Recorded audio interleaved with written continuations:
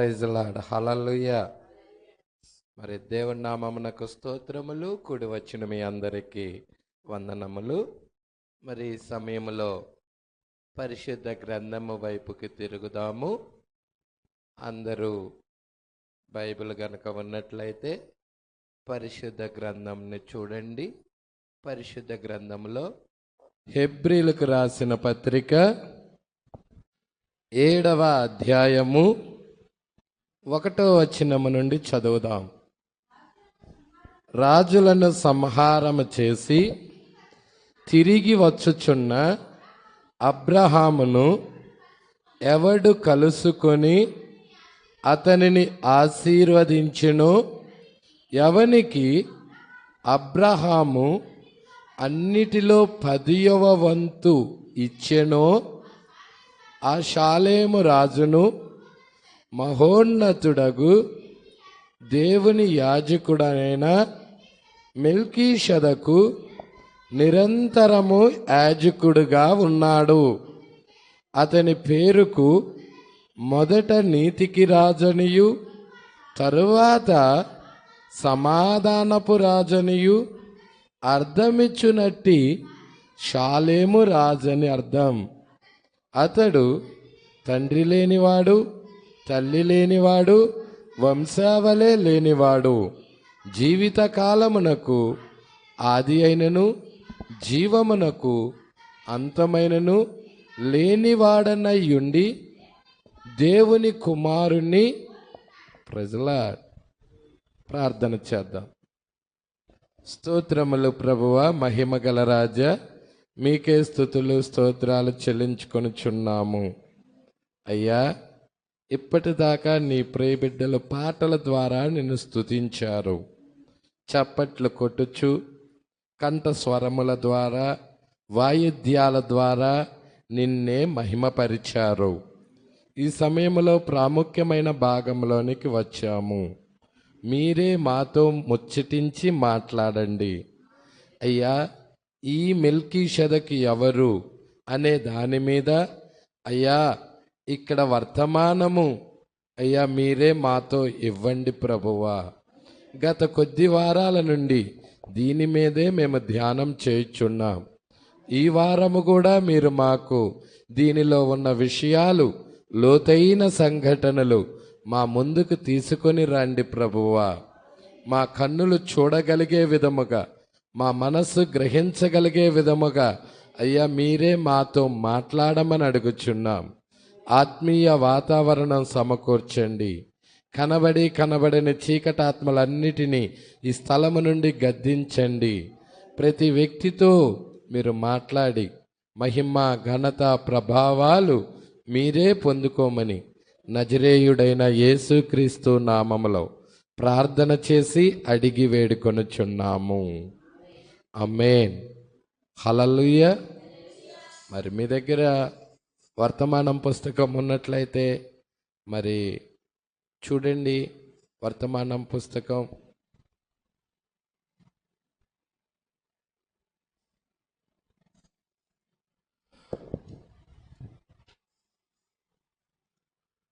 ముప్పై 32వ పేరా. నిన్నటి కాల సమయంలో 31వ పేరా వరకు చూసాము. ఈరోజు 32వ పేరాలోకి మనం వచ్చి ఉన్నాము. చాలా జాగ్రత్తగా 32వ పేరా చదవాలని, చూడాలని నేను ఇష్టపడుచున్నాను. హల్లెలూయా. ఇక్కడ ఈ మెల్కీషెదకు కూడా ఎవరయ్యా అంటే తల్లి లేనివాడు, తండ్రి లేనివాడు, వంశావళే లేనివాడు. ప్రజలా ఇంకేమనుంది? జీవిత కాలమునకు ఆదియునైనను జీవమునకు అంతమునైనను లేనివాడయ్యుండి దేవుని కుమారుణ్ణి పోలి ఉన్నాడు. దేవుని కుమారుడిగా యేసు వచ్చాడు. యేసు దేవుని కుమారుడు. అర్థమవుతుందా? అంటే ఈయన ఎవరిని పోలి ఉన్నాడంటే దేవుని కుమారుణ్ణి పోలి ఉన్నాడు. ప్రజలా అయితే ఇక్కడ మనం చూద్దాం. ప్రజలా ఇక్కడ 32వ పేరాలో మరి ఇక్కడ మనం చూస్తున్నాము. గుణలక్షణములు. ఏంటది? గుణలక్షణములు. ప్రజల ప్రవక్త మీరు చూస్తే హల్లెలూయా ఎక్కడికి వెళ్తున్నాడంటే దేవుని యొక్క గుణలక్షణాల్లోకి వెళ్తున్నాడు. మీరు చూస్తే గుణలక్షణం ఏమవుతుంది? ఆలోచన ఏమవుతుంది? మాట ఏమవుతుంది? శరీరం. పలుకబడిన మాట మూలవాక్యం, అదే శరీరం అవుతుంది. అంటే శరీరానికి ముందు ఏమున్నది? వాడుంది, మాట ఉంది. హల్లెలూయా. ఇప్పుడు కన్యక గర్భవతి అయి కుమారుని కనును. ఈ మాట యెషయా పలికాడు. ఈ మాట పలికిన తర్వాతే యేసు భూమి మీద శరీరం ధరించుకున్నాడు. ప్రజల పట్టుకుంటున్నారా? అంటే యేసు శరీరం ధరించుకొని భూమి మీదకి రాక ముందు అది ఒక మాటగా ఉన్నది. పట్టుకుంటున్నారా? ఆ మాటగా ఉన్నది. ఆ మాటకి ముందేముంది అంటే ఆలోచన ఉన్నది. మాటకి పలకటానికి ముందు ఆలోచన ఉన్నది. అంటే యెషయా దేవుడు ఆలోచనల్లోకి వెళ్ళి ఆయన మరి ఆ ఆలోచనలో ఏమనుందంటే కన్యక గర్భం ధరించి కుమారుణ్ణి కంటుదని ఆ ఆలోచన తీసుకొని అదే మాటగా పలికాడు. ప్రజల ప్రవక్తలు దేవుని యొక్క మనసులోకి వెళ్తున్నారు, ఆలోచనల్లోకి వెళ్తున్నారు. ఇక్కడ మనం చూస్తున్నాము. మరి ఆలోచన కంటే కూడా ముందేముందంటే గుణలక్షణము. ఏంటది? గుణలక్షణము అనేది ఉంది. ఈ ఆలోచన కంటే కూడా ముందు. అందుకే ఇక్కడ గుణలక్షణము. ఆత్మ యొక్క కుమారులు. పట్టుకుంటున్నారా? ఆత్మ యొక్క కుమారులు. ఇంకను వాక్య రూపములోనున్న శరీరములోనికి ప్రవేశింపలేదని మనము ఇప్పుడు చూచాము. వాక్య రూపంలో ఉన్న శరీరంలోనికి వెళ్ళామా? మరి ఇప్పుడు మనం దేంట్లో ఉన్నాం? రక్త మాంసాల శరీరంలోనే ఉన్నాం. వాక్య రూపంలో ఉన్న శరీరంలోనికి ఇంకా మనము ప్రవేశపెట్టబడాల.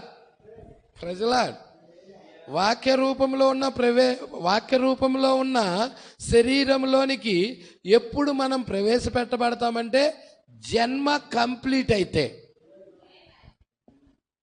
కొత్త జన్మ కంప్లీట్ అయితే వాక్య రూపంలో ఉన్న శరీరంలోనికి మనము ప్రవేశపెట్టబడతాం. ప్రజల హల్లెలూయా. మీరు చూసినప్పుడు తల్లి గర్భములో హల్లెలూయా తల్లి గర్భములో పిండముగా ఉండినప్పుడు మనం ఎలా ఉన్నాం? తల్లి గర్భములో పిండంగా ఉండినప్పుడు మన కండరాలు ఎదుగుతా ఉన్నాయి. మన యొక్క కండరాలు ఏమవుతున్నాయి? ఎదుగుతున్నాయి. ఎదుగుతా ఉండినప్పుడు అవి ఏ విధముగా ఎదుగుతా ఉన్నాయో దేవుడికి మహిమ కలుగునుగాక. అదే విధముగా సంఘములో, సంఘం అంటే ఒక స్త్రీ అయి ఉన్నది.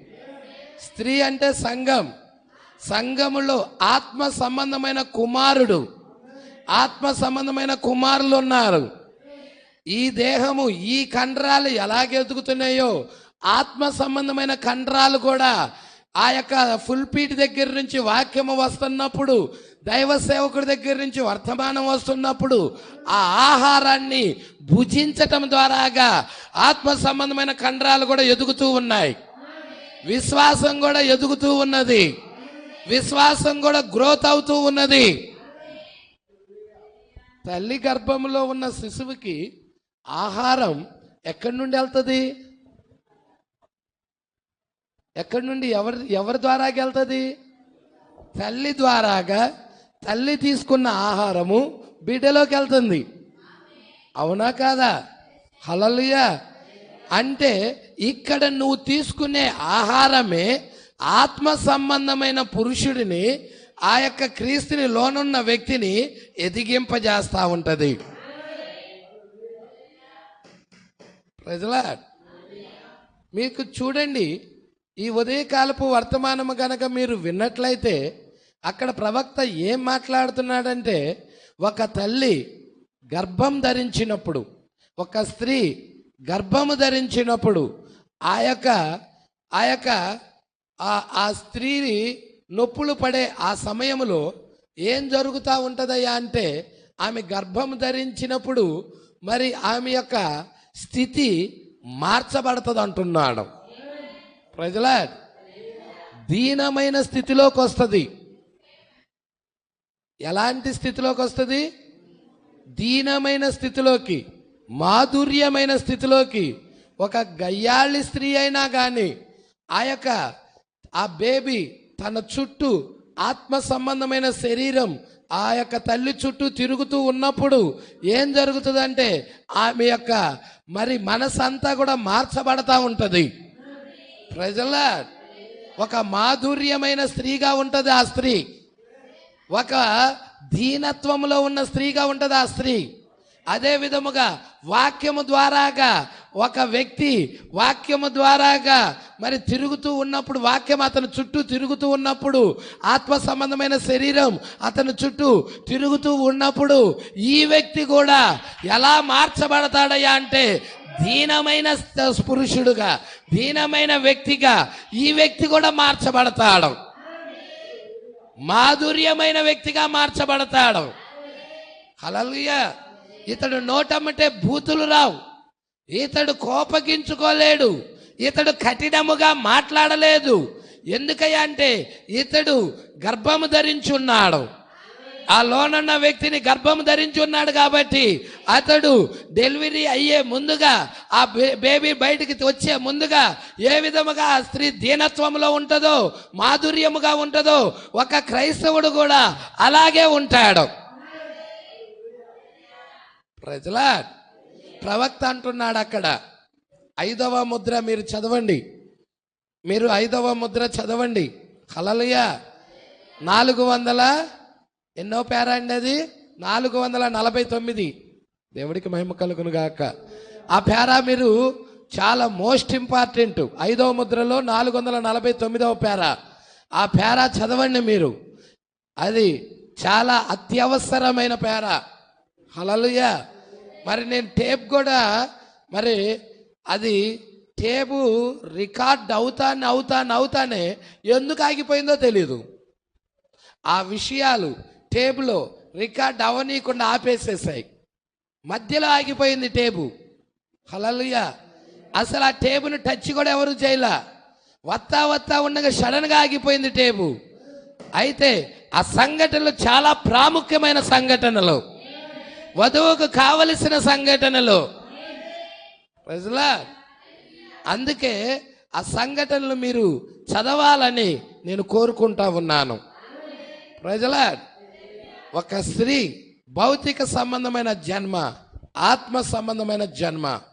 భౌతిక సంబంధమైన జన్మ ఎప్పుడు పూర్తవుతుందయ్యా అని చెప్తా ఉంటే, జన్మ జరిగిందని ఎప్పుడు చెప్తావయ్యా అంటే, గర్భంలో ఉన్న శిశువు బయటికి వచ్చినప్పుడు, శరీరం బయటికి వచ్చినప్పుడు, అప్పుడు ఆ శరీరంలోనికి ఆ యొక్క తల్లి చుట్టూ తిరుగుతున్న ఆత్మ సంబంధమైన శరీరం ఈ భౌతిక సంబంధమైన శరీరంలోనికి ప్రవేశిస్తుంది. ప్రజలా ఏమున్నది? తల్లి చుట్టూరా ఆత్మ సంబంధమైన శరీరం ఉన్నది. ఆత్మ సంబంధమైన శరీరం గర్భిణీ స్త్రీల చుట్టూరా ఆ శరీరం తిరుగుతూ ఉన్నది. మరి మీరు చూడగలుగుతున్నారా? ఆత్మ సంబంధమైన శరీరాన్ని ఎవరైనా చూడగలుగుతారా? ఆ తల్లి చుట్టూ తిరుగుతున్న ఆ శరీరాన్ని ఎవరైనా చూడగలుగుతారా? హల్లెలూయా. అది కంటికి కనపడట్లా. దేవుడికి మహిమ కలుగును గాక. ఆ ఆత్మ సంబంధమైన శరీరం ఆ తల్లి చుట్టూరే తిరుగుతుంటది. ఎప్పుడైతే ఆ గర్భంలో నుండి శిశువు బయటికి వస్తుందో అప్పుడు ఈ బయట తల్లి చుట్టూ తిరుగుతున్న ఆత్మ సంబంధమైన శరీరం అదే సమయంలో ఆ యొక్క శిశువులోకి వెళ్ళిపోతుంది.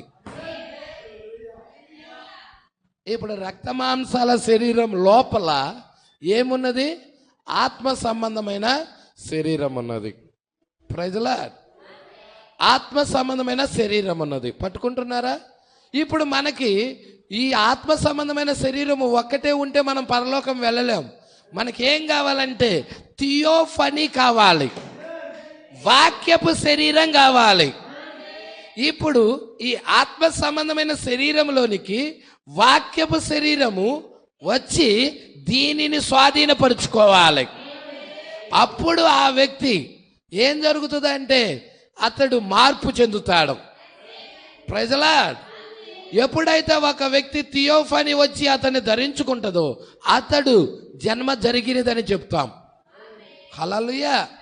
ఆత్మ సంబంధమైన జన్మ జరిగినది. హల్లెలూయా. అది ఆత్మ సంబంధమైన జన్మ కంప్లీట్ అవటానికి శరీరం కావాలి. దానికి కూడా భౌతిక సంబంధమైన దానికి ఎలాగా శరీరం ఉన్నదో దానికి కూడా ఆ వాక్యపు శరీరంలోనికి వెళ్ళాలి. మనం ఆ వాక్యపు శరీరంలోనికి వెళ్ళాలి మనం. హల్లెలూయా. వాక్యపు శరీరాలు దిగొచ్చాయి, మన పక్కనే ఉన్నాయి, మనమ్మటే ఉన్నాయి, కానీ చూడటల్లా. ఎవరు చూడగలుగుతున్నారా? మీ పక్కనే వాక్యపు శరీరాలు ఉన్నాయి, కానీ మీకు కనపడటల్లా అవి. హల్లెలూయా. ఎప్పుడైతే ఆ కొత్త జన్మ నువ్వు పొందుకుంటున్నావో అది వచ్చి దీనిని స్వాధీనపరుచుకుంటుంది. హల్లెలూయా. అందుకే ఇక్కడ అంటున్నాడు, ఆత్మ యొక్క కుమారులు ఇంకను వాక్య రూపంలో ఉన్న శరీరంలోనికి ప్రవేశించారా? ఇంకా జరగలా కార్యం. హల్లెలూయా. మనము ఇప్పుడు చూచాం, కానీ ఒక థియోఫనీ. ఏంటది? థియోఫనీ. ఇదేంటి థియోఫనీ అంటే? థియో అంటే దేవుడు, ఫనీ అంటే శరీరం. అర్థమవుతుందా? థియోఫనీ అంటే వాక్యపు శరీరం. మరి వాక్యపు శరీరము, ఈ వాక్యపు శరీరము ఈ వ్యక్తి ఏం చేయాలి?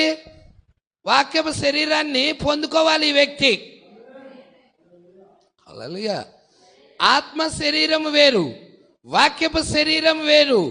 థియోఫనీ అంటారు వాక్యపు శరీరాన్ని. మట్టి శరీరం వేరు, రక్త మాంసాల శరీరం వేరు.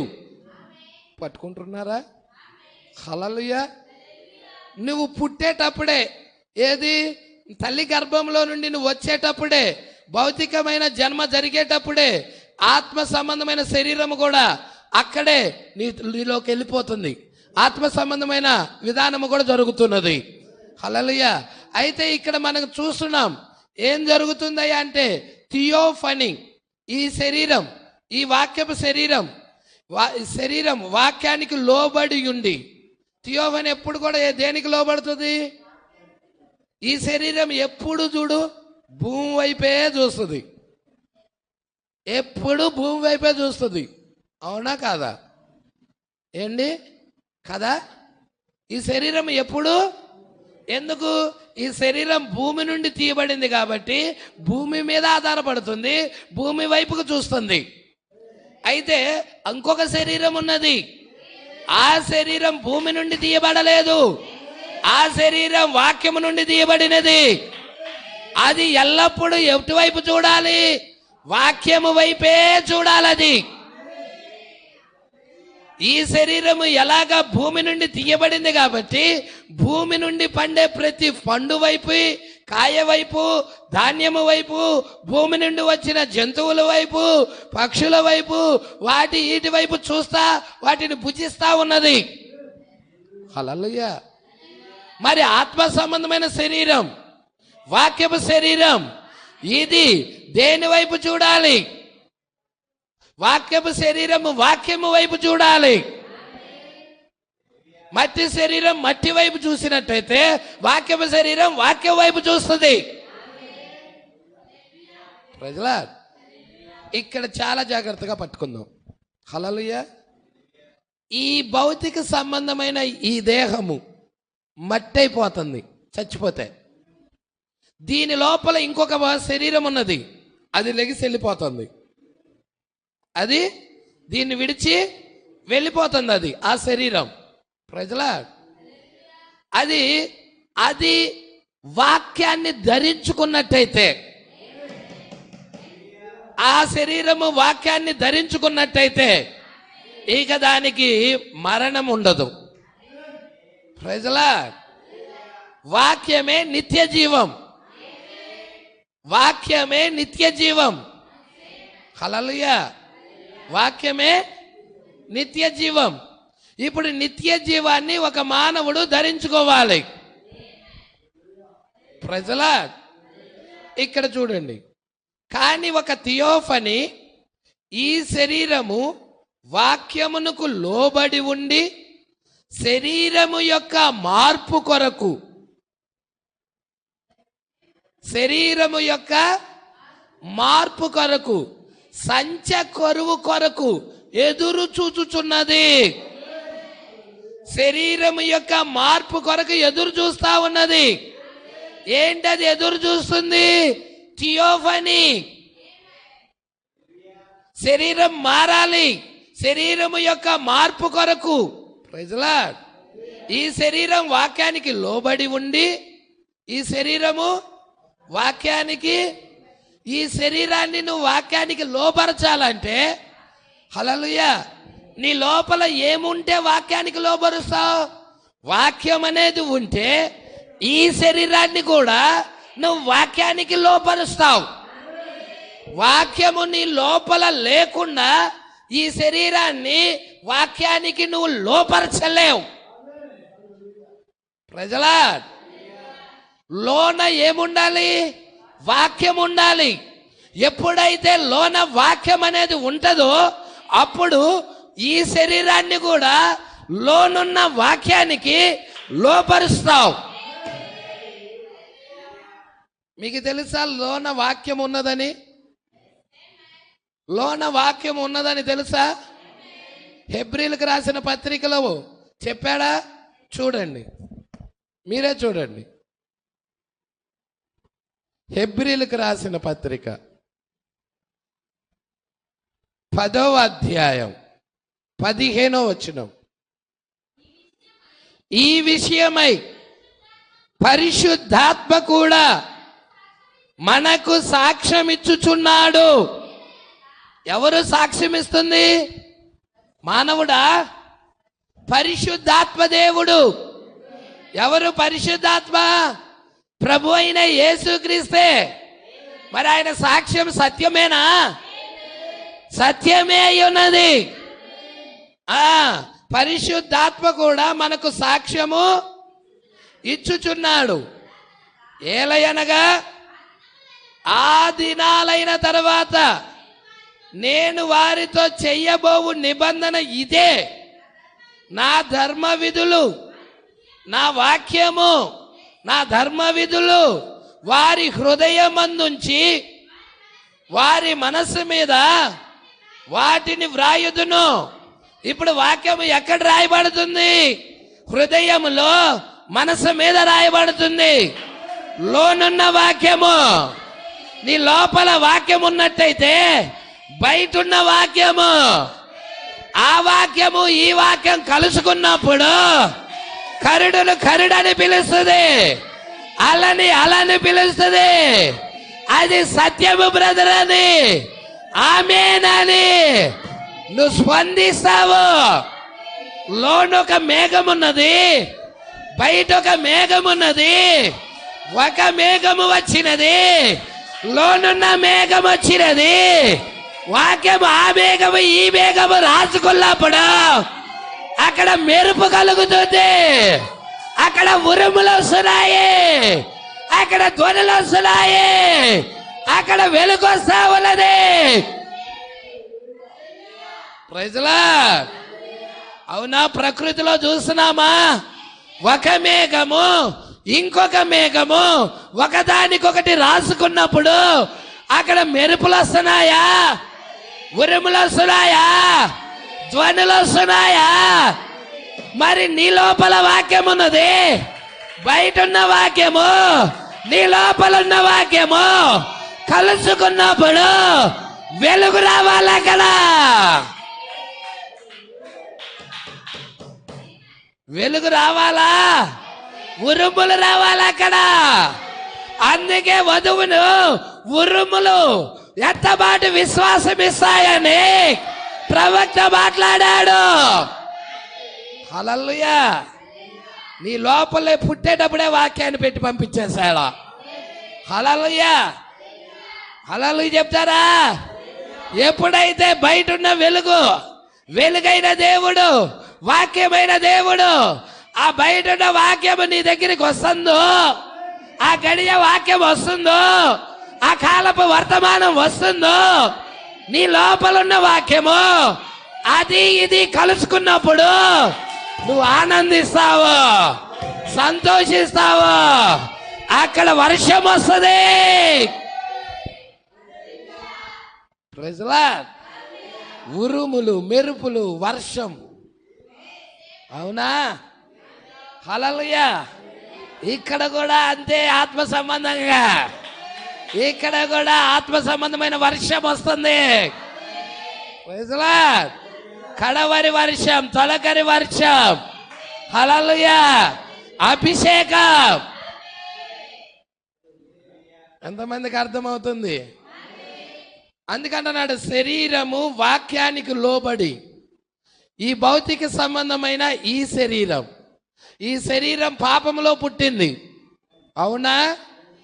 నా తల్లి నన్ను పాపములోనే గర్భం ధరించి ఉన్నది, పాపములోనే కని ఉన్నది.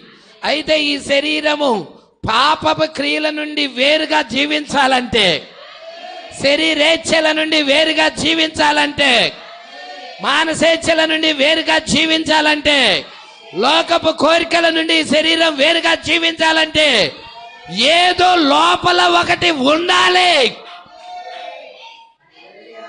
ఏమి ఉన్నది పాస్టర్ గారు? అదే వాక్యం. వాక్యం అనేది నీ లోపల పెట్టినట్టయితే, నీ మనసులో వాక్యం ఉన్నట్టయితే, నీ హృదయములో వాక్యం ఉన్నట్టయితే, సేవకుడు చెబుతున్న వాక్యము, నీలో ఉన్న వాక్యము అది కలుసుకుంటా ఉన్నాయి. అలా అలని పిలుస్తుంది, కరుడుని పిలుస్తుంది. Praise lord. కరుడుని పిలుస్తా ఉన్నది. యేసునే పిలుస్తున్నాడు. ఎప్పుడైతే ఆ వాక్యం ఉన్నదో నీకు, వాక్యము ద్వారాగా ఈ శరీరాన్ని లోపరుస్తావు.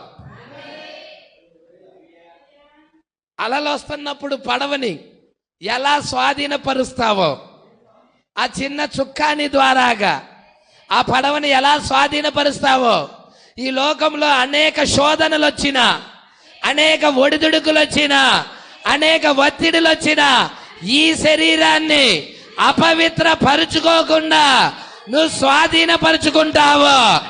ఎందుకయ్యా అంటే లోనే ఆ చిప్పున్నది నీలో. దేవుడు లోనే పెట్టి పంపించాడు. ప్రజలా అందుకే ఇక్కడ అంటున్నాడు, ఈ శరీరము వాక్యమునకు లోబడి ఉండి శరీరము యొక్క మార్పు కొరకు, ఇదేమవ్వాలి? మార్పు. రక్త మాంసాల శరీరం మార్పు కొరకు, క్షయమైన ఈ శరీరం అక్షయతను ధరించుకోవాలి. మర్త్యమైన ఈ శరీరం అమర్త్యతను ధరించుకోవాలి. విజయమందు మరణం ఏమవుతుంది? విజయం ఇది, విక్టరీ ఇది. ఈ ఏంటి? ఈ కూడిక విజయమై ఉన్నది. నీ శరీరంలో ఉన్న మరణానికి విజయం. మరణం తీసేయబడుతుంది, రోగం తీసేయబడుతుంది, వ్యాధి తీసేయబడుతుంది, ముసలితనం తీసేయబడుతుంది. విక్టరీ, విజయమై ఉన్నది ఇది. హల్లెలూయా. ఎలాగా పాస్టర్ గారు? వాక్యం ద్వారాగే కలిగినాయి ఇవంతా. నువ్వు చూస్తున్న సృష్టి వాక్యం ద్వారా కలిగినదే. భూమి ఆకాశాలు వాక్యం ద్వారా కలిగినాయి. చెట్లు చేమలు వాక్యం ద్వారా కలిగినాయి. కొండలు పర్వతాలు వాక్యం ద్వారా కలిగినాయి. సూర్య చంద్ర నక్షత్రాలు వాక్యం ద్వారా కలిగినాయి. నదులు కాలువలు సముద్రాలు వాక్యం ద్వారా కలిగినాయి. సమస్త వాక్యం ద్వారా కలిగినాయి. వాక్యానికి ఆ శక్తి ఉన్నది. వాక్యం నీలో ఉన్న మరణాన్ని తీసేయగలదు. వాక్యం నీలో ఉన్న వ్యాధిని తీసేయగలదు. వాక్యం నీలో ఉన్న వృద్ధాప్యాన్ని తీసేయగలదు. వాక్యము నిన్ను మార్చగలదు. Praise lord. మారుస్తుందా వాక్యం? మార్పు చేస్తుందా? ఈ లోక ప్రభుత్వాలు చేయలేనివి, డాక్టర్లు చేయలేనిది హల్లెలూయా యేసు చేస్తున్నాడు. నీ జీవితాన్ని మారుస్తున్నాడు. నీ మనసును మారుస్తున్నాడు. వాక్యానికి లోబడేలా చేస్తున్నాడు. ఒక వ్యభిచారి అయిన స్త్రీని మారుస్తున్నాడు. మంచి ప్రవర్తన కలిగిన స్త్రీగా చేస్తున్నాడు. ఒక దొంగలు మారుస్తున్నాడు. యథార్థవంతుడిగా, సత్యవంతుడిగా చేస్తున్నాడు. Praise the lord. ఒక మోసగాడిని మారుస్తున్నాడు. నమ్మకస్తుడిగా చేస్తున్నాడు. వాక్యం దగ్గరికి ఆశ్రయించగలిగితే, వాక్యాన్ని నువ్వు విశ్వసించగలిగితే, వాక్యాన్ని నువ్వు నమ్మగలిగితే, ఆ వాక్యం నీ జీవితాన్ని మారుస్తుంది. ఆ వాక్యం నీ బ్రతుకును మారుస్తుంది.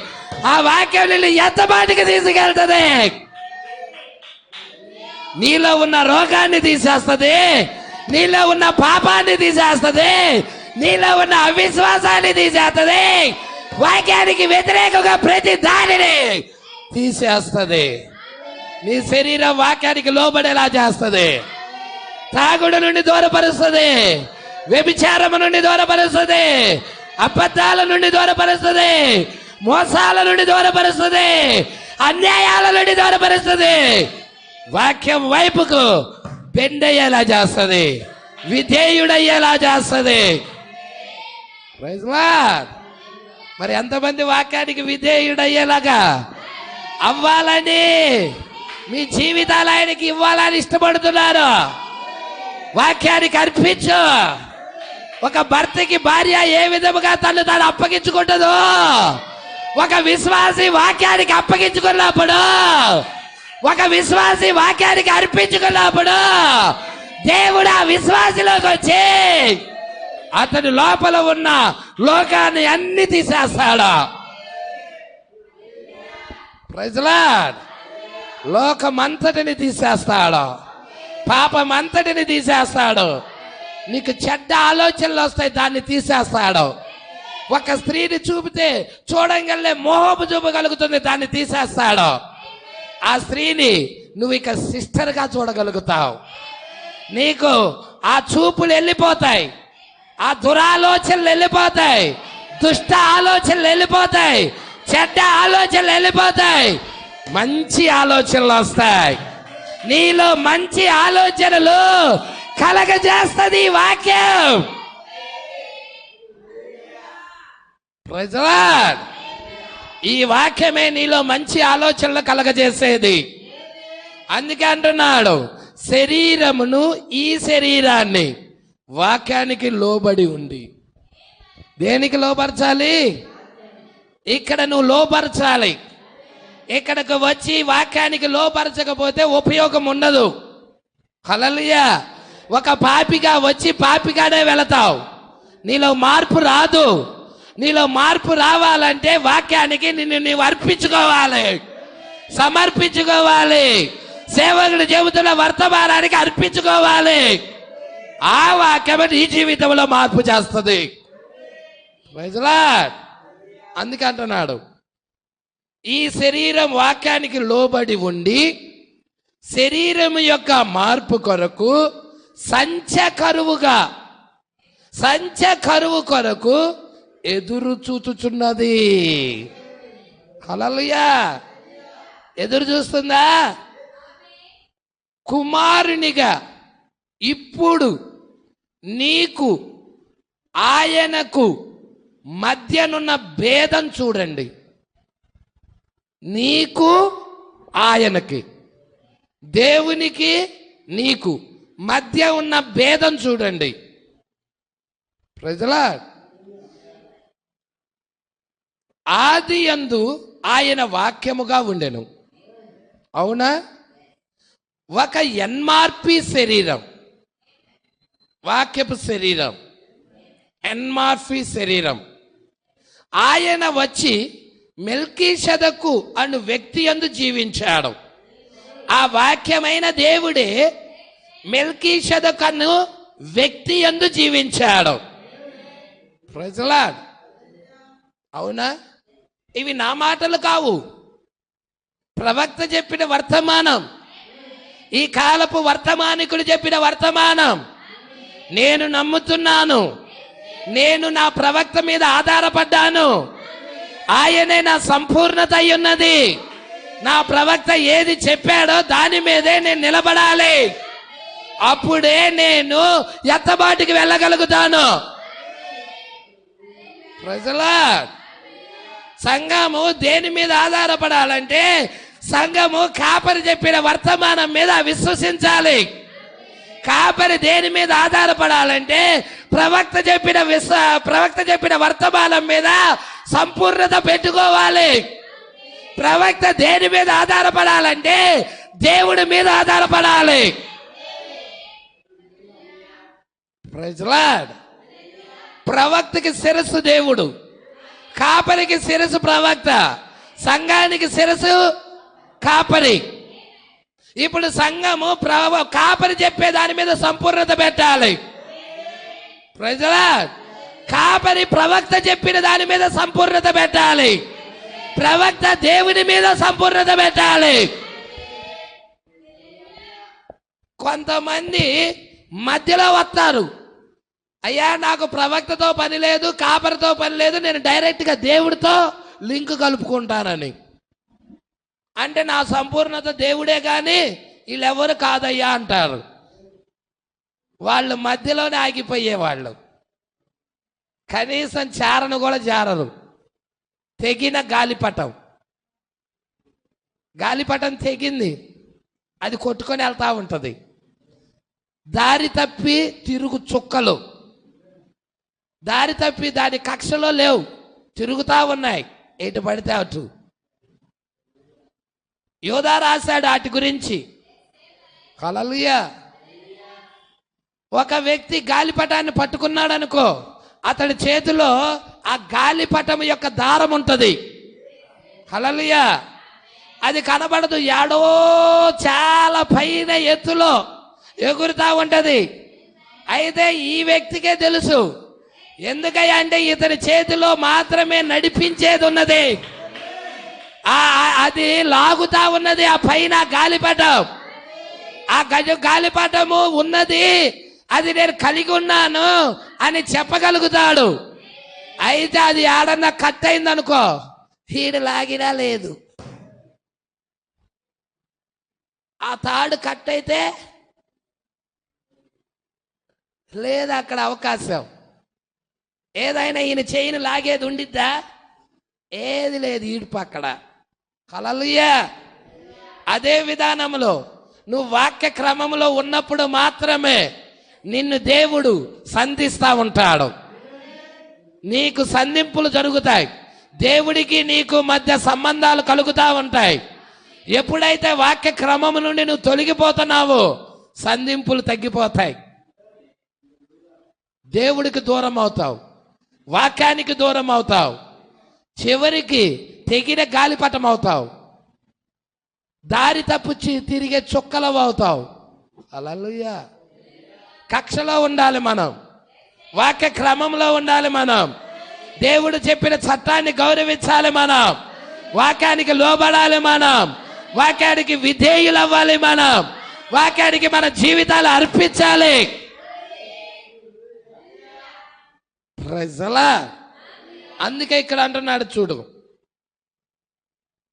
కుమారునిగా ఇప్పుడు నీకు ఆయనకు మధ్యనున్న భేదం చూడండి. హల్లెలూయా. నీకు ఆయన అంటే ఎవరు? దేవుడు. దేవునికి నీకు మధ్య ఉన్న భేదం చూడు. ఆది యందు ఆయన వాక్యముగా ఉన్నాడు. అవునా? యోహాను అదేగా రాసింది. ఆది యందు వాక్యము ఉండెను, వాక్యము దేవుని యొద్ద ఉండెను, వాక్యమే దేవుడై ఉండెను. అవునా కాదా? ఆ వాక్యమే శరీరం ధరించుకొని కృప సత్య సంపూర్ణుడుగా మన మధ్య నివసించెను. అవునా?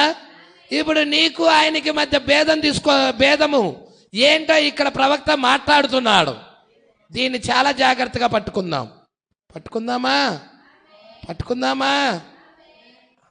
చెవటల్లా ఆమెను. హల్లెలూయా. ఇక్కడ చూడండి, ఆయన వాక్యముగా ఉండెను ఒక ఎన్మార్ఫీ శరీరం. ఏంటది? ఒక ఎన్మార్ఫీ శరీరం. ఆయన వచ్చి మెల్కీషెదకు అను వ్యక్తి యందు జీవించాడు. వాక్యమైన దేవుడు మెల్కీషెదకును, ఆ థియోఫనీ అయిన దేవుడు, వాక్యమైన దేవుడు మెల్కీషెదకు అను వ్యక్తి యందు జీవించాడు. Praise the lord. ఆ తర్వాత మరెన్నడూ మెల్కీషెదకును గురించి వినలేదు, ఎన్నడూ వినలా. అవునా? ఎందుకనగా ఆయనే యేసుక్రీస్తు అయ్యాడు. అందుకే అక్కడ దేవుని కుమారుణ్ణి పోలి ఉన్నాడని రాశాడు. ఈ మెల్కీషెదకే యేసుక్రీస్తులో ఉన్నాడు, యేసుక్రీస్తు అయ్యాడు. Praise the lord. యేసుక్రీస్తు అయ్యింది ఎవరయ్యా అంటే మెల్కీషెదకే. పట్టుకుంటున్నారా? యేసుక్రీస్తుగా రాకముందు ఆయన మెల్కీషెదకు అనే శరీరంలో ఉన్నాడు. అది శరీరమే. మెల్కీషెదకు అనే శరీరంలో లేకముందు ఆయన ఆత్మ శరీరంలో ఉన్నాడు. వాక్యమైన దేవుడు థియోఫనీగా ఉన్నాడు. Praise the lord. పట్టుకుంటున్నారా? హల్లెలూయా. థియో అంటే దేవుడు, ఫనీ అంటే శరీరం, అంటే వాక్యపు శరీరం. ఈ మెల్కీషెదకు అనే వాక్యపు వాక్యము మెల్కీషెదకు అనే శరీరంలో జీవించింది. తర్వాత ఈ మెల్కీషెదకే యేసు అయ్యాడు. ఈ మెల్కీషెదకే ఏమయ్యాడు? యేసు అయ్యాడు. Praise the lord. అందుకే ఈ 32వ పేర చాలా మోస్ట్ ఇంపార్టెంట్. ఈ టేబు వినండి. బ్రదర్ రికార్డ్ చేస్తున్నాడు, ఈ టేబు వినండి. చేస్తున్నారా? హల్లెలూయా. దేవుడికి మహిమ కలుగును గాక. ఇక్కడ చూడండి ఏం చెప్తా ఉన్నాడు. ఆ తర్వాత మరెన్నడూ మెల్కీషెదకును గురించి మనం వినలా. ఎప్పుడైతే అబ్రాహామును కలుసుకున్నాడు, అవునా? తర్వాత ఆయనే యేసుక్రీస్తు అయ్యాడు. మెల్కీషెదకు యాజకుడిగా. హల్లెలూయా. ఏంటండి? మెల్కీషెదకు 7వ అధ్యాయం మొత్తం చదవండి మీరు. హెబ్రీలకు రాసిన పత్రిక 7వ అధ్యాయం మొత్తం చదవాలి మీరు.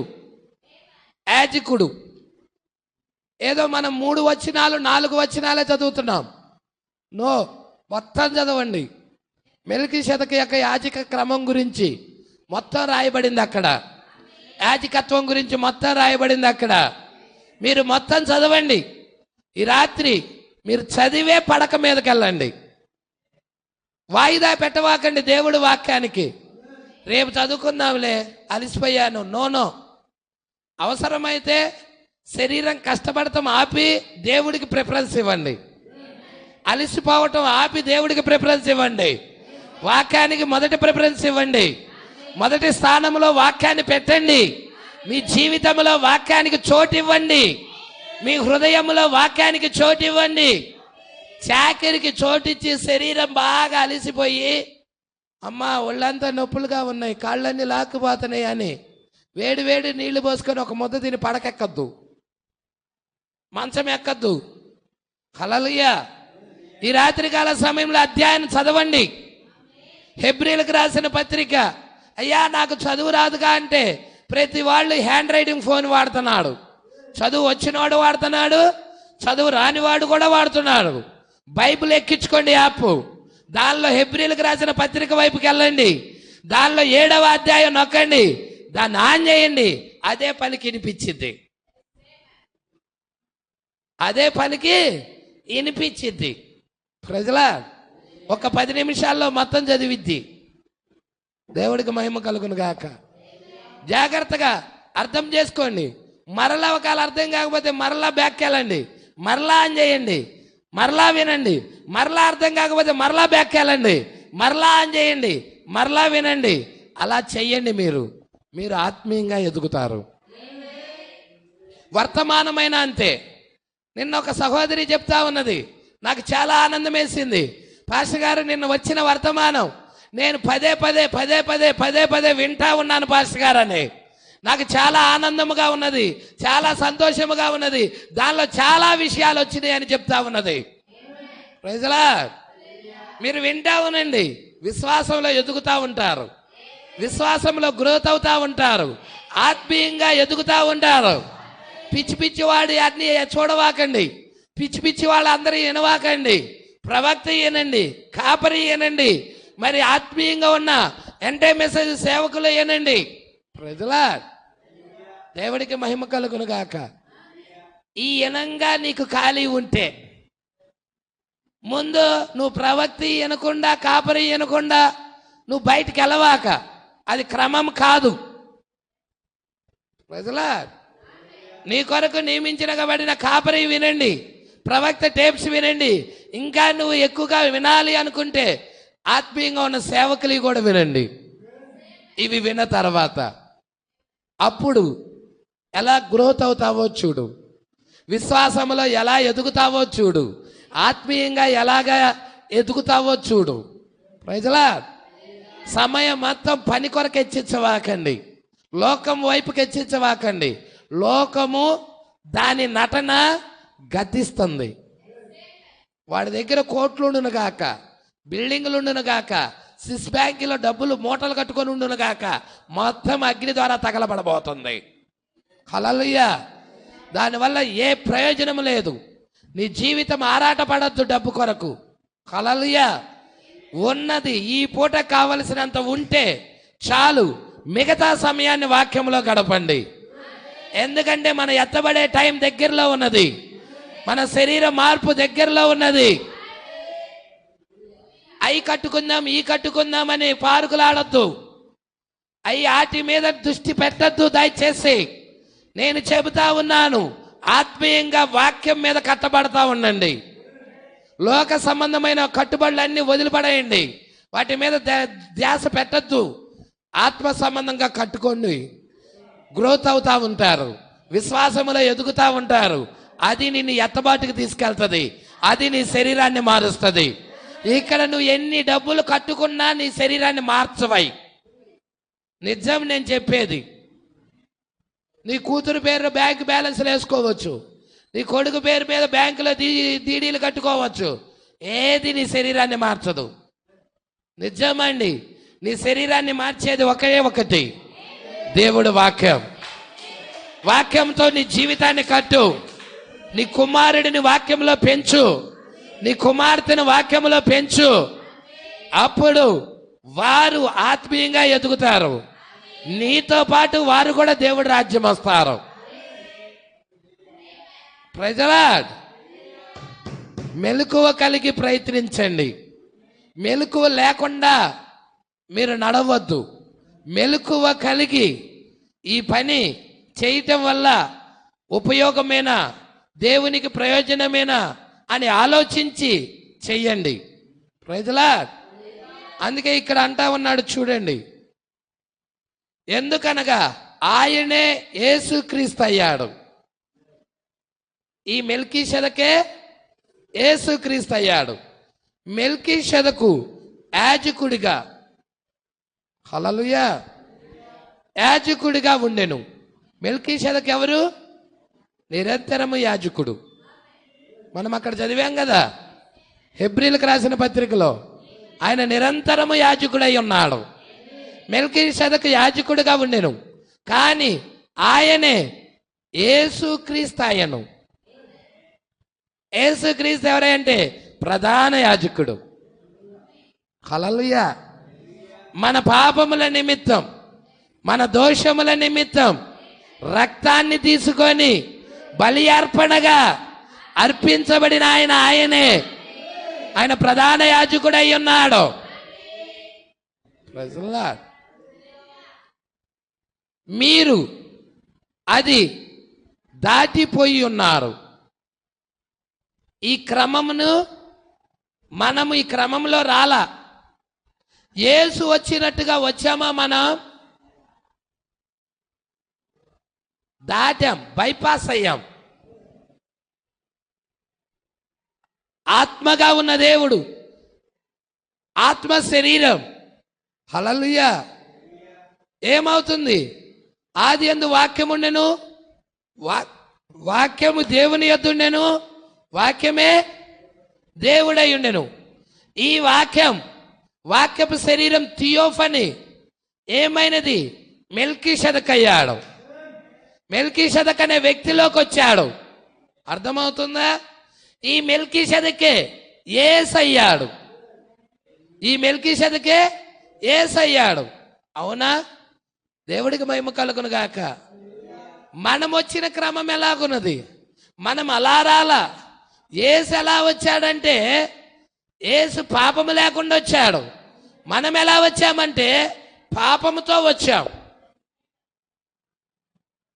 హల్లెలూయా. ఆయన వచ్చిన క్రమము, మనం వచ్చిన క్రమము చూడండి. ఆయన మెల్కీషెదెకుగా ఉన్నాడు. థియోఫనీ ఉన్న ఆయన మెల్కీషెదెకు అయ్యాడు. మెల్కీషెదెకుకు వచ్చాడు. ఈ మెల్కీషెదెకుగా ఉన్న ఈయన యేసు అయ్యాడు. Praise the lord. కాబట్టి ఆయన అన్ని ఎరుగుతున్నాడు. ఆయన సమస్తము ఎరగలుగుతున్నాడు. అందుకే ఇక్కడ అంటున్నాడు చూడండి, ఎందుకనగా ఆ రూపమందు ఆయన అన్ని సంగతులు ఎరిగి ఉండెను. మనమేమో పాపములో ఉన్నాం. పాపం ఏం చేసింది? ఎరగనీయకుండా చేసింది.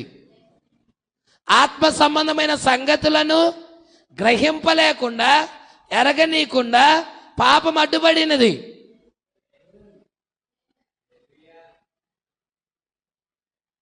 బైబిల్ ఏం చెప్తుందో తెలుసా? యెషయా గ్రంథం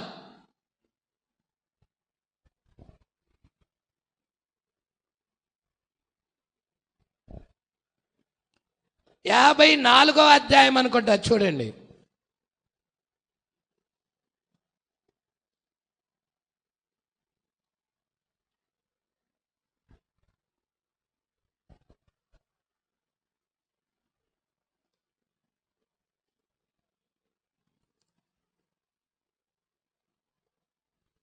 యాభై 54 కాదనుకుంటా, 59వ అధ్యాయం మొదటి వచనము నుండి. రక్షింప నేరక ఉండునట్లు యెహోవా హస్తము కురచగాలేదు, విననేరక ఉండునట్లు ఆయన చెవులు మందము కాలేదు. మీ దోషములు మీకును మీ దేవునికి అడ్డుగా వచ్చెను, మీ పాపములు ఆయన ముఖమును మీకు మరుగుపరిచెను గనుక. Praise the lord. మన దోషాలే, మన పాపాలే దేవునికి మనకి అడ్డుగా ఉన్నాయి. పక్కనాడు పాపాలు కావు. Praise the lord. పక్క వ్యక్తి యొక్క పాపాలు కావు. నీ పాపాలే, నీ దోషాలే దేవునికి, మరి మానవుడికి నీకు అడ్డుగా ఉన్నాయి అంటున్నాడు. హల్లెలూయా. మరి ఆ పాపములు తీసివేయబడగలిగితే నువ్వు ఎరగగలవు, నువ్వు చూడగలవు, ఆయన ముఖాన్ని చూడగలవు, ఆయన సంగతులు ఎరగగలవు. అందుకే మానవుడు పాపములో ఉన్నాడు కాబట్టి దైవిక సంబంధమైన సంగతులను గ్రహించలేకుండా పోతున్నాడు. Praise the lord. ఈ పాపము ఎప్పుడైతే తీయబడుతుందో, ఈ పాపము ఆ మధ్యలో నుండి ఎప్పుడైతే తీసివేయబడుతుందో, యేసుక్రీస్తు రక్తము ద్వారాగా నువ్వు ఒప్పుకున్న పాపం కడిగి వేయబడినప్పుడు ఇక ఆ పాపము లేనప్పుడు ఆత్మ సంబంధమైన సంగతులు చూడగలుగుతావు, గ్రహించగలుగుతావు, ఎరగగలుగుతావు. Praise the lord. అందుకే ఇక్కడ ఏమంటున్నాడో చూస్తున్నారా? ఆయన ప్రభువైన యేసుక్రీస్తు. ఆయన ఎందుకనగా ఆ రూపమందు ఆయన అన్ని సంగతులు ఎరిగి ఉండెను, దానిని ఇంకను మీరు తెలుసుకొనుట ఎన్నడూ జరగల. హల్లెలూయా. చేప నోట్లో నాణ్యం ఉన్నదన్న సంగతి కూడా తెలుసు. యాడో సముద్రములో అడుగు భాగంలో చేప వెళ్తుంటే చేప నోట్లో ఉన్న నాణ్యము గురించి ఆయనకు తెలుసా? తెలీదా? తెలుసు. తెలియకపోతే పేతురుతో ఇలా ఎందుకు అంటాడు? పేతురు, నీవు ఆ సరస్సు దగ్గరికి, ఆ సముద్రం దగ్గరికి వెళ్ళి గాలం వేయి, అక్కడ ఆ గాలానికి చేప దొరుకుతుంది, చేప పట్టుకుంటుంది, దానిని పైకి లాగు, దాని నడి మధ్యకి కొయ్యి, దాని లోపల షెకేలు ఉంటుంది, ఆ షెకేలు తీసుకొని వచ్చి నీకు నాకు కలిపి పన్ను కట్టాయి. ఆయన ఎరిగిన దేవుడు, ఆయన సమస్తము ఎరిగిన దేవుడు. హల్లెలూయా. సమరయ స్త్రీ 5 పెనిమిటిలతో ఉన్నదన్న సంగతి ఎరిగిన దేవుడు. హల్లెలూయా. ఎంతమందికి అర్థమవుతా ఉన్నది? ఫిలిప్పు నతానియేలు కలుసుకోక ముందే అంజూరపు చెట్టు కింద ఉన్నప్పుడే ఆయన ఎరిగిన దేవుడు.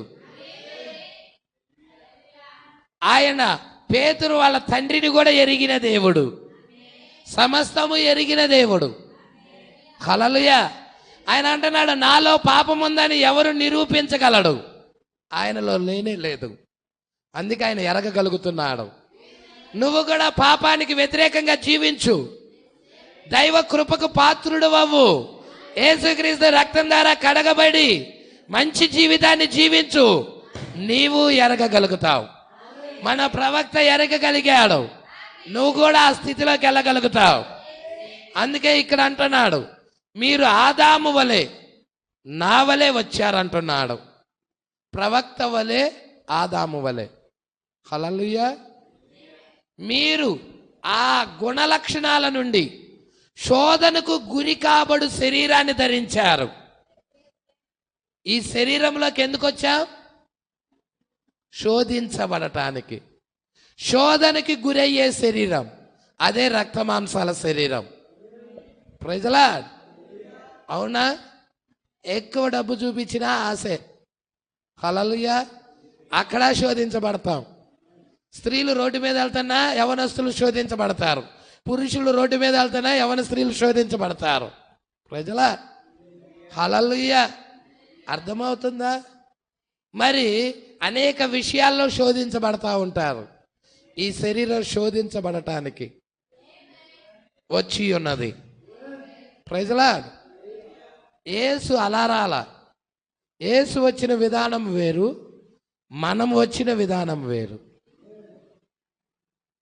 నీకు దేవుడికి మధ్య వ్యత్యాసం తెలుస్తుందా? ఈ పార్టులో దేవుడు ఎలా వచ్చాడు, నువ్వెలా వచ్చావు. ఈ భాగంలో దేవుడు చూస్తున్నాము, థియోఫనీలో నుండి ఆయన మెల్కీషెదక్ అనే శరీరంలోకి వచ్చాడు. మెల్కీషెదకుగా ఉన్న ఆయనే యేసు అయ్యాడు. యేసు అయ్యాడు. కానీ మనం ఎలా వచ్చామంటే, మనం శోధనకు గురి అయ్యే విధముగా, శోధించబడే విధముగా మనం వచ్చాం. రక్తమాంసాల శరీరంలో. ఆయన రక్తమాంసాలదే యేసుక్రీస్తు, కానీ ఆయన నీ వలె నా వలె పాపిగా రాలా. పట్టుకుంటున్నారా? హల్లెలూయా. ఆయన వచ్చిన క్రమం వేరు, మనం వచ్చిన క్రమం వేరు. దాన్నే ఇక్కడ ప్రవక్త వివరిస్తున్నాడు. మీరు ఆదాము వలె నా వలె వచ్చిరి, మీరు ఆ గుణలక్షణము నుండి శోధనకు గురి కాబడు శరీరమును ధరించితిరి. శోధనకి గురయ్యే శరీరాన్ని ధరించారు.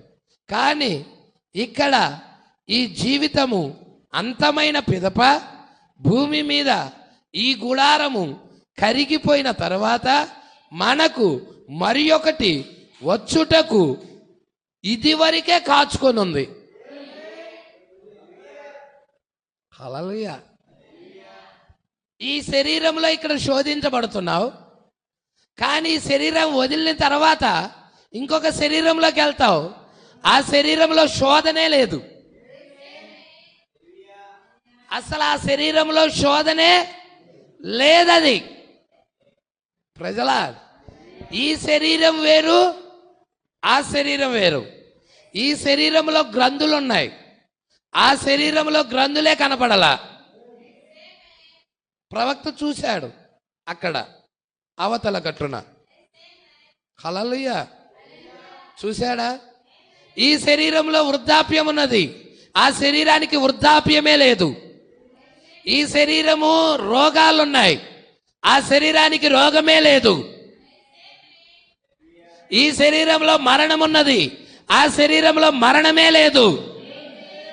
ఈ శరీరానికి దుఃఖం ఉన్నది, ఏడ్పున్నది, కన్నీరున్నది, కానీ ఆ శరీరంలో దుఃఖము గాని, ఏడ్పు గాని, కన్నీరు గాని లేనే లేవు.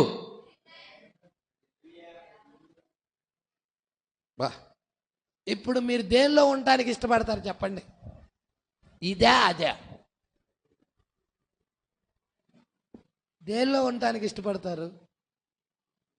ఈ శరీరంలో ఉండటానికి ఇష్టపడతారా? పరిపూర్ణమైన ఆ శరీరంలో ఉండటానికి ఇష్టపడతారా? హల్లెలూయా. పట్టుకుంటున్నారా? ఇక్కడ నువ్వు శోధించబడాలి, ఇక్కడ నువ్వు పరీక్షించబడాలి, ఇక్కడ నువ్వు వాక్యపక్షాన నిలబడాలి. ఇక్కడ లోకం నిన్ను నిందించాలి, ఇక్కడ లోకం నిన్ను అవమానించాలి, నింద వెయ్యాలి నీ మీద, చెడ్డ మాటలు మాట్లాడాలి నీ గురించి. యేసు గురించి మాట్లాడలా? యేసు నిందైలా, యేసు మీద నిందైలా? మరి నీవు కూడా అదే ఆత్మ కలిగి ఉంటే నిన్ను కూడా నిందిస్తాయి, నిన్ను కూడా అవమానపరుస్తాయి, గేలి చేస్తాయి, ఎగతాళి చేస్తాయి. ప్రజలా, అందుకే అంటున్నాడు, ఈ గుడారం కరిగిపోయిన తర్వాత, మట్టి అయిపోయిన తర్వాత, లేదా తీసేయబడిన తర్వాత మనకు మరి ఒకటి వచ్చుటకు ఇదివరకే కాచుకొని ఉన్నది. అక్కడికే మనం వెళదాం. అది ఏ వాక్య గుడారం, అది ఏ వాక్యం. అప్పుడు మనము గతములోనికి తొంగి చూచి ఏమి చేచిదమో చూచెదము. ప్రవక్త 5వ పరిమాణంలో, హల్లెలూయా, 6వ పరిమాణంలోకి వెళ్ళినప్పుడు, ఆ మొదటి ఆకాశం కొంచెం ఎత్తబడి పైకి వెళ్ళినప్పుడు, అందరూ ప్రశస్తమైన సహోదరుడాన్ని కౌగిలించుకుంటున్నప్పుడు చూచాడా? ఆ గుడారంలో ఉండి దీన్ని చూశాడు. హల్లెలూయా. ఆ దేహంలో ఉండి దీన్ని చూశాడు. మీరు 5వ ముద్ర చదివితే, ఈ వారం కాకుండా అంతకుముందు వారంలో మీరు వింటే, టేపు వింటే, మరలా ఈ గుడారంలోకి రావడానికి ప్రవక్త ఇష్టపడలా, ఈ దేహంలోకి రావడానికి ఇష్టపడలా. అంత పరిపూర్ణమైనది అది. ఆ పరిపూర్ణమైన దానిలోనే ఉండాలని కోరుకున్నాడు. మరి నువ్వు రోగాలతో, రొప్పులతో హాస్పిటల్ నిండా భయంకరమైనవి, అవునా కాదా? అసలు హాస్పిటల్కి వెళ్ళి ఇంటికి వచ్చి సరిగా అన్నం కూడా తినలేము. అంత భయంకరమైన స్థితిగతులు మూలుగుతున్నాం ఈ శరీరంలో. దేహము యొక్క విమోచన కొరకు, ఈ దేహము కొరకు, విమోచన కొరకు మూలుగుతున్నాం. Praise lord. అందుకే అంటున్నాడు చూడండి, అది ఏ వాక్యం. అప్పుడు మనము గతంలోనికి తొంగి చూచి ఏమి చేసితుమో చూతుము, ఇప్పుడు దానిని మనం అర్థం చేసుకొనము. ఇప్పుడైతే ఈ శరీరంలో ఉండైతే దానిని అర్థం చేసుకోలేం. ఆ శరీరంలో ఉండైతే దీన్ని చూడగలుగుతాం, దీన్ని అర్థం చేసుకోగలుగుతాం.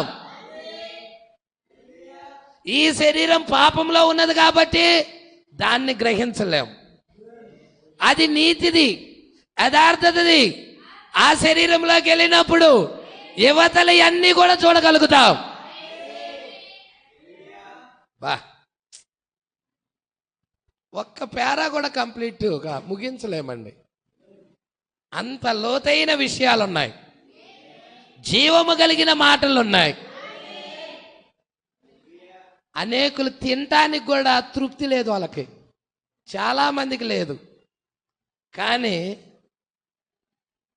కొంతమంది నాకు నిత్య జీవము కావాలని, నాకు అదియే శాశ్వతమని వాళ్ళు దాన్ని తినటానికి వచ్చారు. చూసావా? వారు ధన్యులు, వారు ధన్యులు. ప్రజలా, ఈ కాలం ఎలాంటిదంటే సమయం అనక అసమయం అనక దేవుని కొరకు ప్రయాసపడాలి.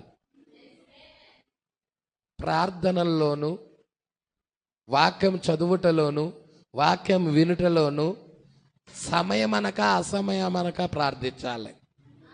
ఎడతెగక ఉండాలి, వాక్యం ధ్యానించాలి. ప్రైజలాడ్. ఏదో ఆదివారానికి ఒక్కసారి అంటే కష్టం వాళ్ళు ఎత్తబడటం. అది భక్తి కూడా కాదు. అది దేవుడు మెచ్చుకునే భక్తి కాదు. దేవుడు మెచ్చుకునే భక్తి ప్రతిరోజు హానోకు దేవుడితో నడిచినట్టుగా చివరి దినాల్లో వధువు కూడా ప్రతిరోజు దేవుడితో నడుస్తూ ఆనందిస్తుంది. హల్లెలూయా. మీకు తెలుసా, ఇద్దరు యవ్వనస్తులు, ఒక యవ్వనస్తుడు ఒక యవ్వన స్త్రీని ప్రేమించినప్పుడు ఆమెను చూడందే ఉండలేడు. అవునా? ఒక యవ్వన పురుషుడు యవ్వన స్త్రీని ప్రేమించినప్పుడు ఆమెను చూడందే ఇతడు ఉండలేడు. ఈమె అతన్ని చూడందే ఉండలేదు. అవునా కాదా? అది ఈ సంబంధమైన శరీరానికి. మరి ఆత్మ సంబంధమైన శరీరానికి అయితే యేసుక్రీస్తు చూడందే ఇక్కడ ఈ వధువు ఉండలేదు. ఆయన మన ప్రియుడు, మన భర్త, మన యజమానుడు. ఆయనతో మాట్లాడలేక ఉండలేం, ఆయనతో జీవించలేక ఉండలేం. ఆయన మాటలు వినటానికి ఆయన దగ్గర ఎల్లప్పుడూ కూర్చొనంతాం. హల్లెలూయా. ఆ మాటల పట్ల ఆనందిస్తూ ఉంటారు, సంతోషిస్తూ ఉంటాం. అవునా కాదా? హల్లెలూయా. అందుకే ఇక్కడ అంటా ఉన్నాడు చూడండి,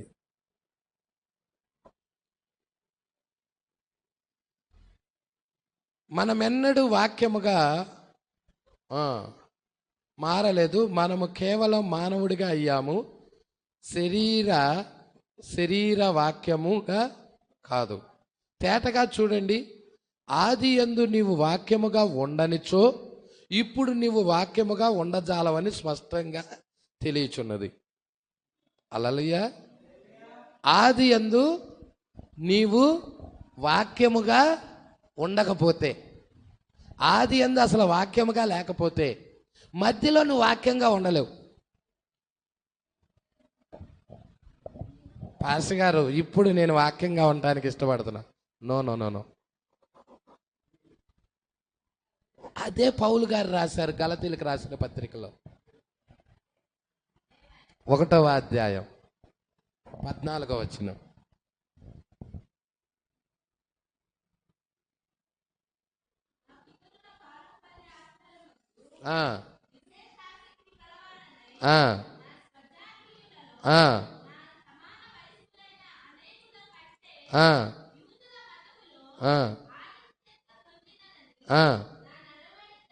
నా నడవడికను గూర్చి మీరు వింటిరి, అయినను తల్లి గర్భమందు పడినది మొదలుకొని నన్ను ప్రత్యేకపరిచి తన కృపచేత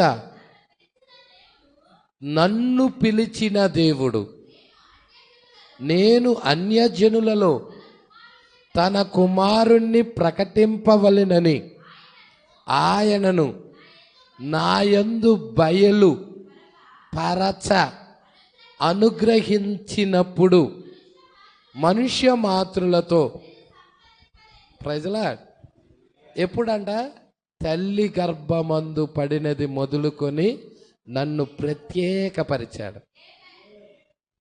నువ్వు చూస్తే సౌలు కదా పౌలుగా మార్చబడింది. సౌలుగా ఉన్నప్పుడే ఆయన ముందే ఎరిగిన దేవుడు. ఆయన నన్ను ప్రత్యేకపరిచాడని రాస్తున్నాడు అక్కడ. ఎందుకంటే సౌలు అక్కడ ఆ వెలుగు అతనిని దర్శించే అంతవరకు, ఆ వెలుగు అతనిని తాకే అంతవరకు, ఆ అగ్నిస్తంభం యొక్క దర్శనం అతనికి కలిగే అంతవరకు అతని నడవడిక వేరుగా ఉంది. ఈరోజు అనేకులైన మన నడవడిక కూడా ఈ వర్తమానం యొక్క వెలుగు మనల్ని తాకే అంతవరకు కూడా, అంతకు ముందు మన నడవడిక కానీ, మన ప్రవర్తన కానీ, మన ఆరాధన క్రమాలు కానీ, మన విధానము కానీ వేరుగా ఉన్నది.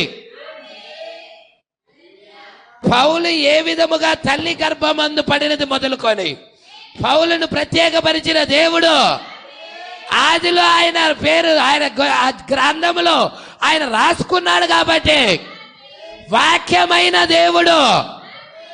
ఇక్కడ ఈ సౌలు అనే వ్యక్తి కూడా లోన వాక్యం ఉన్నది, కానీ వెలుగు పడల ఆయన మీద. తగిన కాలంలో వెలుగు పడినప్పుడు, ఆ వెలుగు అతను దర్శించినప్పుడు అతను మార్పు చెందాడు.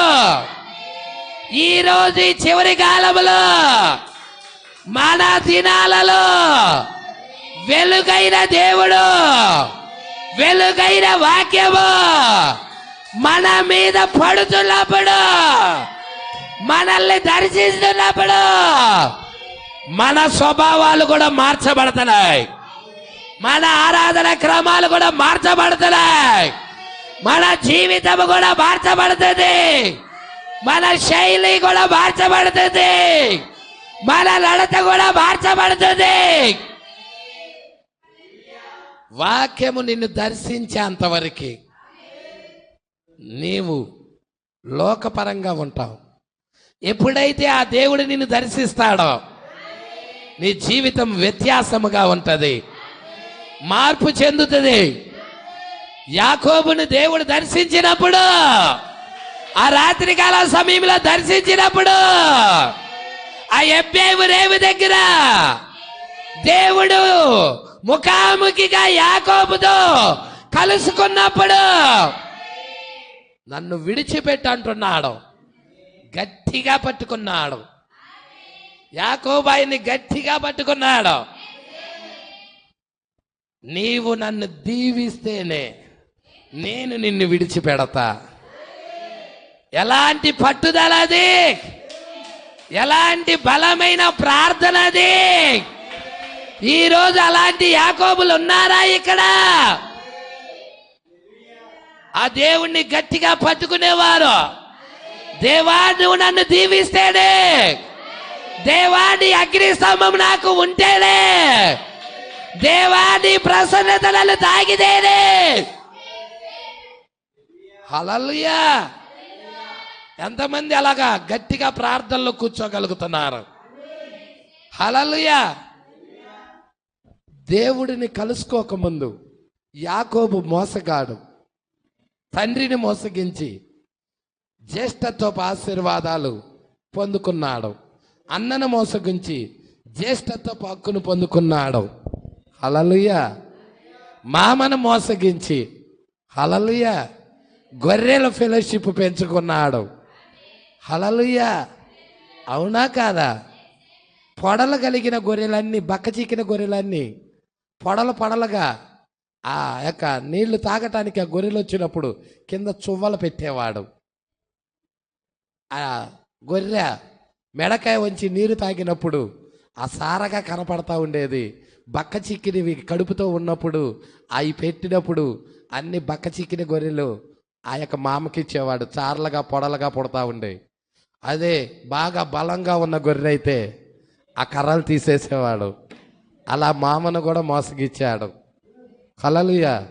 కానీ యాకోబును దేవుడు కలుసుకున్నాక అతడు నడత మార్చబడినది. దేవుడు తొడగూటి మీద కొట్టాడు, అతడి పేరు మార్చబడినది, నడక మార్చబడినది.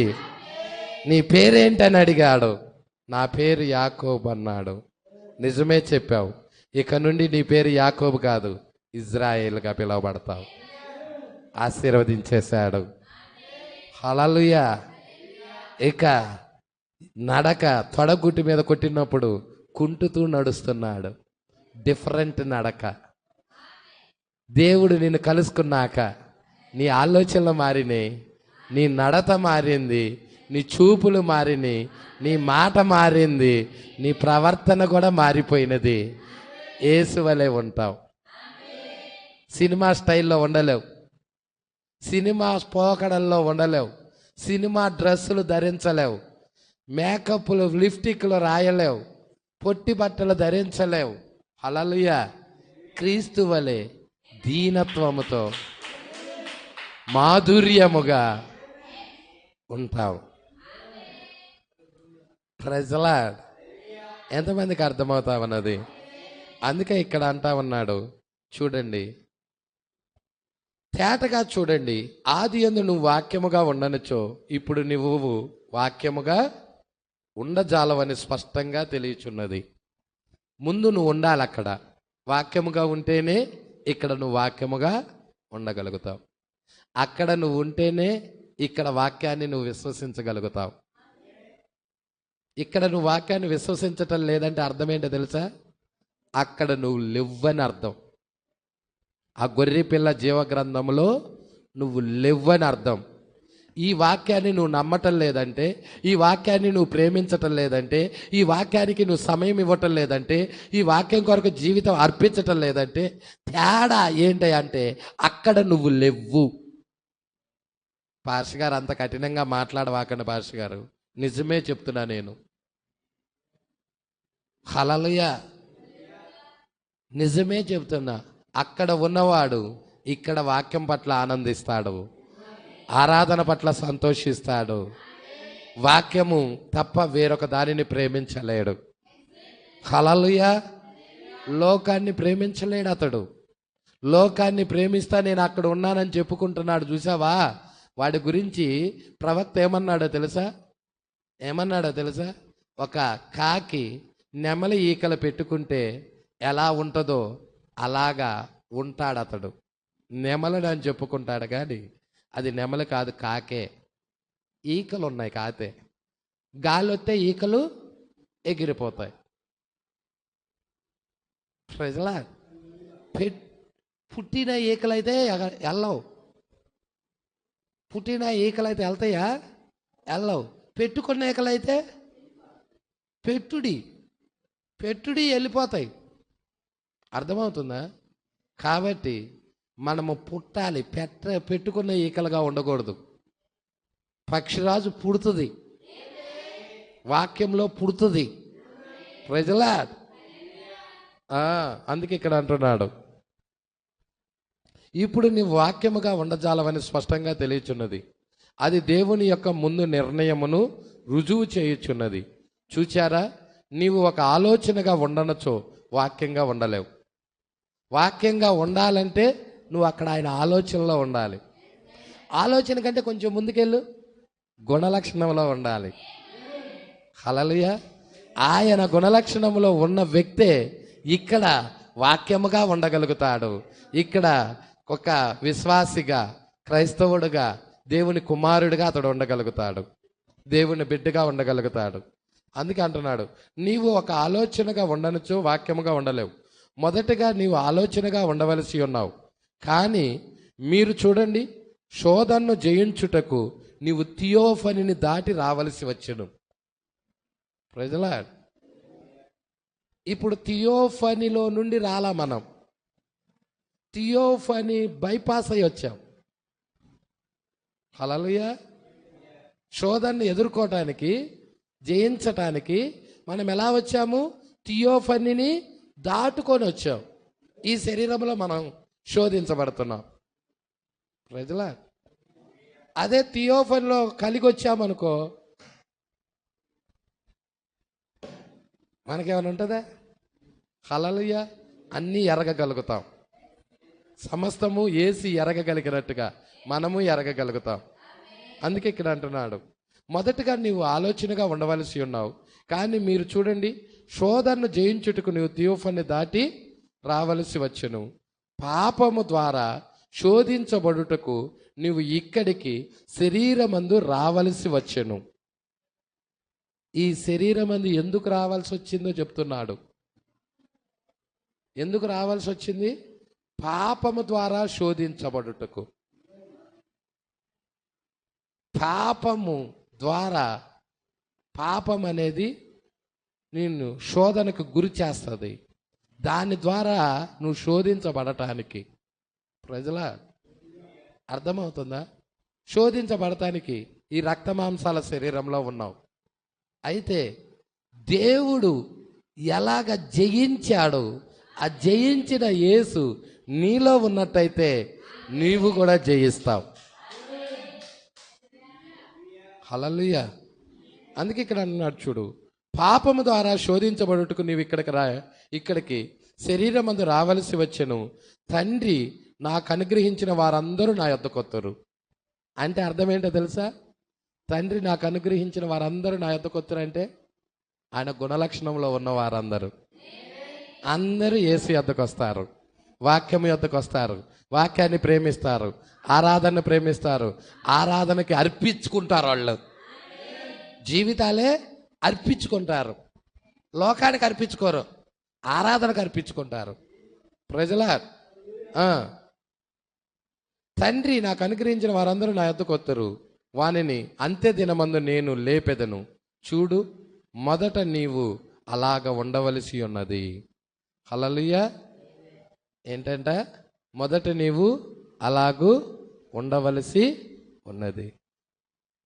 నువ్వు ఈ శోధన జయించిన తర్వాత ఆ శరీరంలోకి వెళ్ళినాక పరిపూర్ణుడు అవుతావు. పరిపూర్ణమైన శరీరం అది.